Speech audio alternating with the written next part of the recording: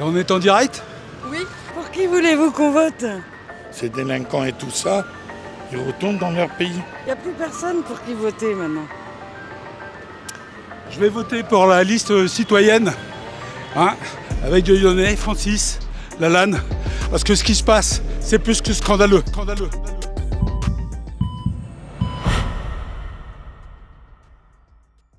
À quelques semaines des élections européennes, nous sommes venus à votre rencontre pour recueillir vos opinions sur le scrutin à venir.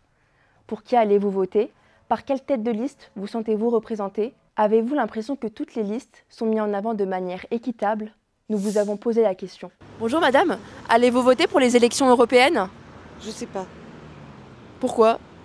Parce qu'on est déçus. On est déçus, il n'y a plus rien. C'est-à-dire? Il n'y a plus de droite, il n'y a plus de gauche, déjà. Et puis on ne sait plus du tout à quoi s'attendre avec tout le monde. Oui, Et pourquoi? parce que l'Europe est importante. C'est-à-dire?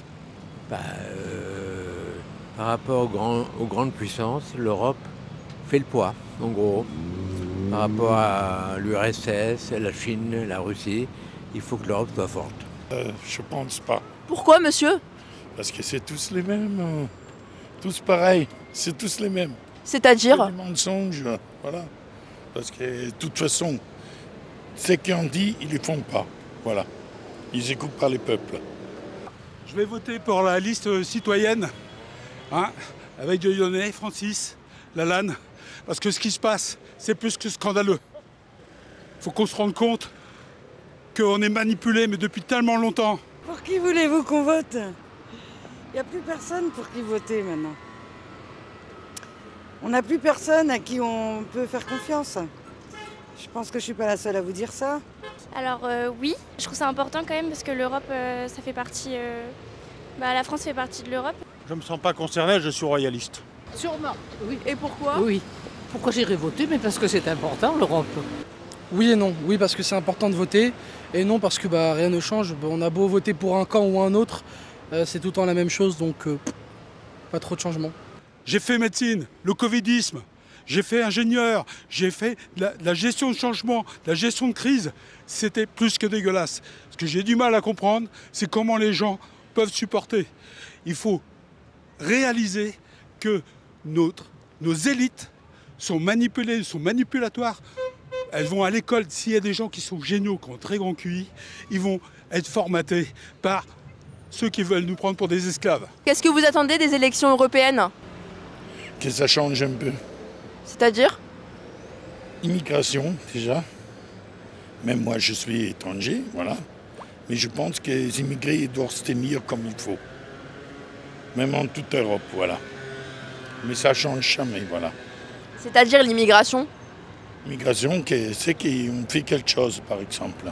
Ces délinquants et tout ça, ils retournent dans leur pays, voilà, d'origine. Du cas par cas? Oui, bien sûr. Parce qu'il y en a trop, en fait. Et quand ça devient des délinquants, c'est pas bon.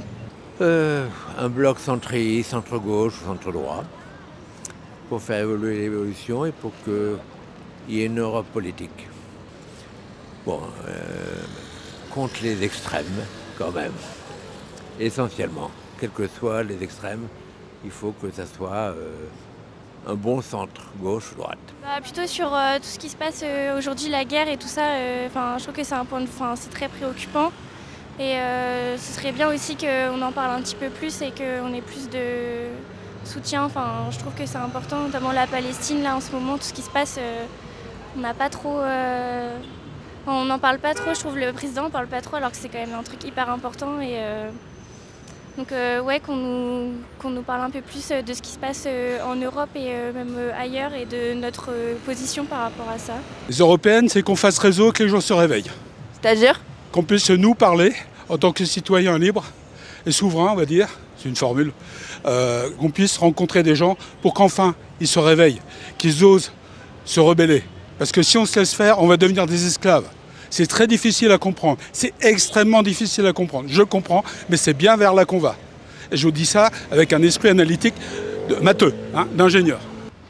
que les choses bougent pour de vrai, qu'on pense déjà aux jeunes, parce qu'on est le futur, l'avenir, qu'on fasse des mesures, qu'on réglemente certaines choses, qu'on revalorise aussi certains secteurs comme la santé qui est énormément délaissée, l'éducation.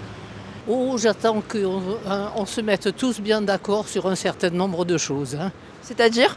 Oh, dans des tas de problèmes à régler, agricoles et autres, toutes sortes.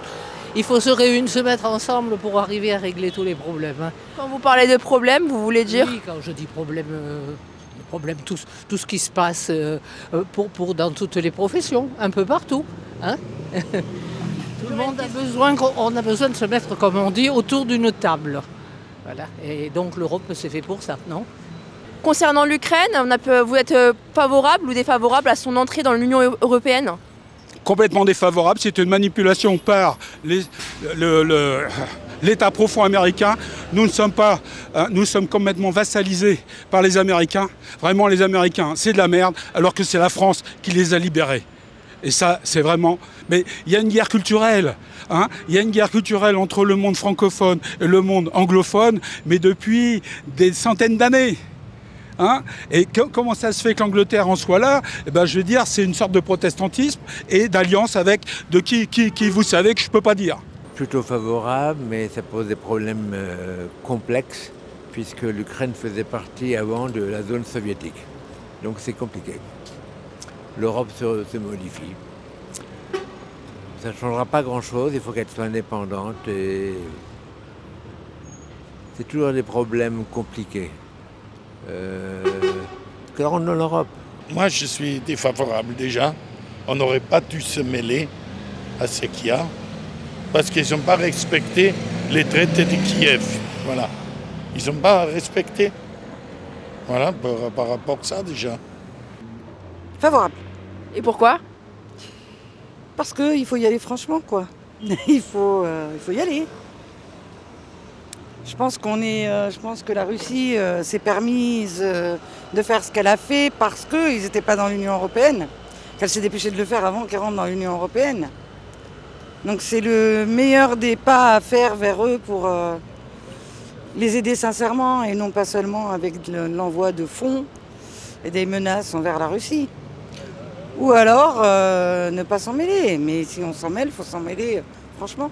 Dernière question, je vais vous montrer un petit sondage. C'est un sondage. Qu'est-ce que vous pouvez voir, il y a un sondage où on peut voir tous les partis qui sont ici. Et il y a certains partis qui sont considérés comme autres listes. Ils sont là. Comme quoi? Autres listes. Là, on voit qu'ils sont tous mis en avant. Et là, il y a écrit une autre liste alors qu'il y a des autres listes. Est-ce que vous pensez qu'il y a des listes qui sont plus mises en avant que d'autres? Non, ça dépend du parti qui est derrière. Hein. Et c'est les grands, il y a les gros et les petits. Les gros, ils ont quand même plus de moyens que les petits. Enfin, il me semble. Donc les petites listes que vous avez en queue de peloton, là, elles ne sont pas soutenues comme celles qui sont en tête quand même. C'est normal, ça. Les petits sont toujours moins bien favorisés que les grands, hein, que les gros. Voilà. Non, pas du tout. Il y a des lobbies derrière, il y a des chaînes de télévision qui vont pousser certains partis politiques, qui vont faire en sorte que ce parti politique soit plus vu qu'un autre. Et voilà, il va y avoir une sorte de, entre guillemets, de censure, et ça ne va pas être traité de manière égale. D'ailleurs, certains médias ont été réprimandés parce qu'ils mettaient plus en avant certains partis politiques que d'autres. Donc il faut le maintien qu'il y ait des grands blocs au Parlement européen, pour que la voix soit importante. Les autres, j'en sais rien.